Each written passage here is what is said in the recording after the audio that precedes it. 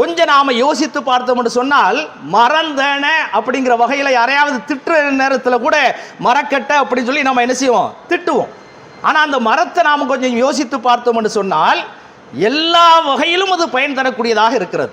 நாம் பிறந்தது முதற்கொண்டு நாம் இறக்கக்கூடிய காலம் வரைக்கும் இந்த மரத்தினுடைய பயன்பாட்டில் நாம் வாழ்ந்து கொண்டிருக்கிறோம்.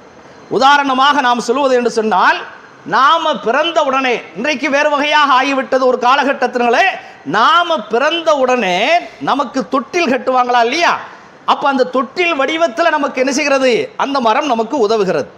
ரெண்டாவதாக அந்த தொட்டிலை விட்டு கீழே இறங்கி நடக்கிற சமயத்தினால ஒரு நடை வண்டியாக அது நமக்கு என்ன செய்கிறது, பயன்படக்கூடிய ஒரு காட்சியை நம்ம பார்க்கிறோம். இதே போல பள்ளிக்கூடத்துக்கு போகிற சமயத்தினால, படிக்கிற சமயத்தினால நமக்கு பென்சிலாக என்ன செய்கிறது, அது பயன்படுகிறது. இது அல்லாமல் ஒரு கட்டத்தில் நம்ம எல்லாம் உட்கார்ந்துருக்கிறாங்களா இல்லையா, உங்க வேறு சேரில் உட்கார்ந்துருக்கிறாங்க. ஒரு காலகட்டத்தில் இந்த சேரெல்லாம் இல்லாத சமயத்தினால உட்காரக்கூடிய வகையில் நாற்காலியாக என்ன செய்கிறது, இந்த மரம் பயன்படுகிறது. இதே போல நாம் வீட்டில் அசதியாக படுக்கிற சமயத்தினால கட்டிலாக என்ன செய்கிறது, அது பயன்படுகிறது. இதே போல உடையை அடுக்கி வைப்பதற்கு அலமாரியாக என்ன செய்கிறது, அது பயன்படுகிறது. இது அல்லாமல் நாம் சேர்த்து வைத்த அந்த பணத்தை பத்திரம் செய்யக்கூடிய பீரோவாக என்ன செய்கிறது, அது பயன்படுகிறது.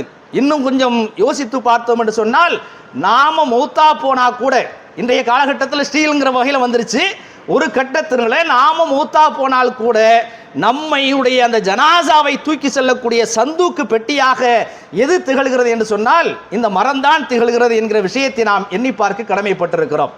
ஆக இந்த மரம் அது சார்ந்த அம்சங்கள் அத்தனையுமே மனிதர்களுக்கு பயன்படுவது போல, ஒரு மூமின் இந்த உலகத்தில் வாழ்கிற சமயத்தில் தனக்கு மாத்திரம் பயன்பட்டு கொண்டிராமல் குடும்பத்துக்கு, சமூகத்திற்கு, எல்லா மனிதர்களுக்கும் அவன் பயன்மிக்கவனாக இருக்க வேண்டும் என்கிற விஷயத்தை நபிகள் நாயகம் ஸல்லல்லாஹு அலைஹி வஸல்லம் அவர்கள் ஒரு ஹதீஸில் சொல்லி காட்டுகிறார்கள். ஹைருன் நாஸ் அன்ஃபவுஹும், யார் உங்களில் சிறந்தவர் என்று சொன்னால், அந்த மனிதர்களுக்கு யார் அதிகமாக பயன் கொடுக்கிறார்களோ அவர்கள்தான் சிறந்தவர்கள் என்று நபிகள் நாயகம் ஸல்லல்லாஹு அலைஹி வஸல்லம் நமக்கு சொல்லி காட்டியிருக்கிறார்கள்.